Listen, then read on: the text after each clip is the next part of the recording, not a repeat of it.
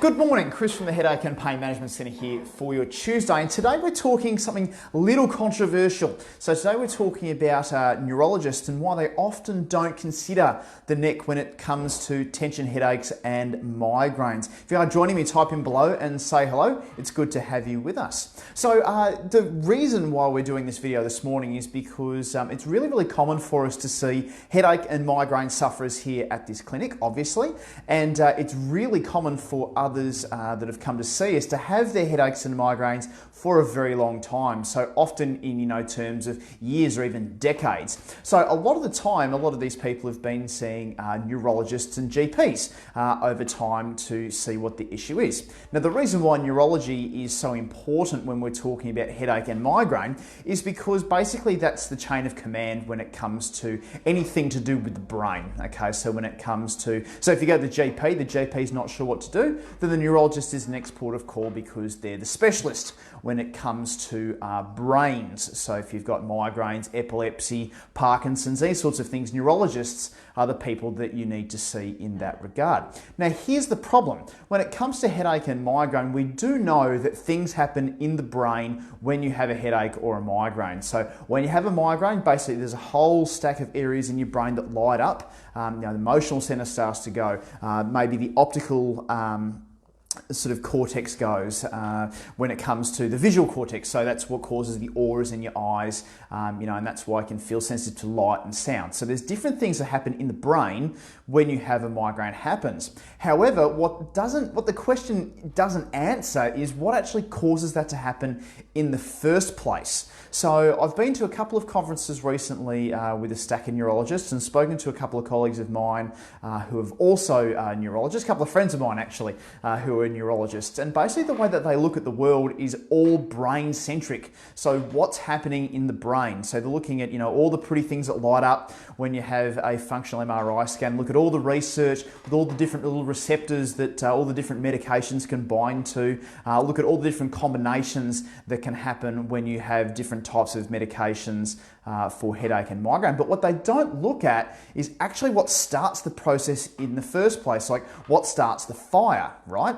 And what we know is that the neck is something that can actually fire this up. G'day, Anna. Yes, absolutely. So what can happen is that something fires up to get the brain to do that sort of arrangement. So when we're looking at the upper neck, for example, it's the neck that sensitizes the system in the first place that then starts the fire off. Okay, so what we know about headache, migraine, and other sort of facial pain conditions as well is that it's got a very common pathway. Okay, so the start of it is actually a sensitization right at the back of the brain, top of the spinal cord, bottom of your brain. There's a special area there, which we call the headache hub, which gets sensitized. Okay, and then depending on who you are, depending on your genetics, your makeup, all these sorts of things, which are very individual to you, which a lot of the things we haven't actually quite worked out yet, you get a headache or a migraine or a combination of both depending on the day.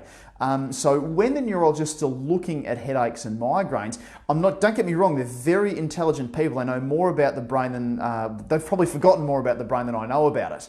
But when it comes to the way that headache and migraine needs to be treated, instead of just putting a Band-Aid on it, instead of treating it symptomatically, instead of looking at the different receptors that can be bonded to by different medications, so the one that's out at the moment is called a CGRP reuptake inhibitor.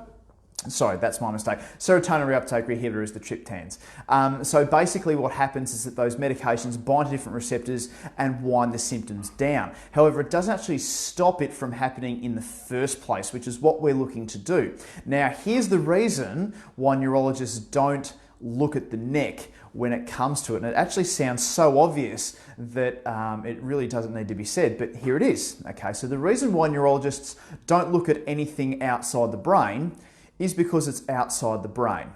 Okay, so neurologists look at brains and they sometimes look at nerves, but they don't look at anything to do with joints or muscles or anything of that nature. And if it's the joints and muscles which are sensitizing your system in the first place, then you can throw all the medications that you like at it, you can get some symptomatic relief, but it may not actually do anything to reduce the frequency, the intensity, or the severity of your migraine or headache condition. So when it comes to looking at what's causing your headache and migraine, you need to figure all the things that sensitize that system, that sensitize the brainstem, that sensitize that special area called the headache hub, where all the nerves pass through that actually cause a headache and migraine to light up and then happen when it all happens from there. So I can see that there's a fair few there today. Good to see you all there. If there's any questions, type in below before I go. So hopefully that answers your question with regards to why neurologists are so brain focused and so medication focused. And the reason why is because that's what they've learned. They've learned about brains, they've learned about medications, about how to change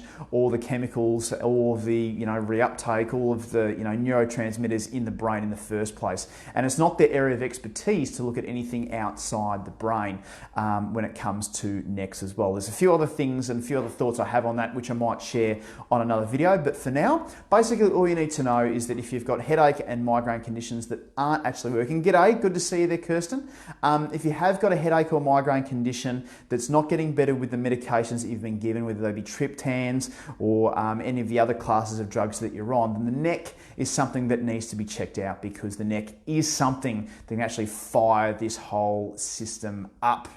Excellent, Adrian. Good to see you there, Adrian. Excellent. It's good to see all our new followers here actually joining us to see and learn more about their headache and migraine condition. If you do want us to start a conversation with you about headache and migraine, look, I'm more than happy to do that for you. Just type in the word migraine below, and what I can do is start a conversation with you offline to actually see if there's something that we can do to help you out. I hope that's been really helpful this Tuesday morning, and I will see you again shortly for another Facebook Live video. Cheers and bye for now.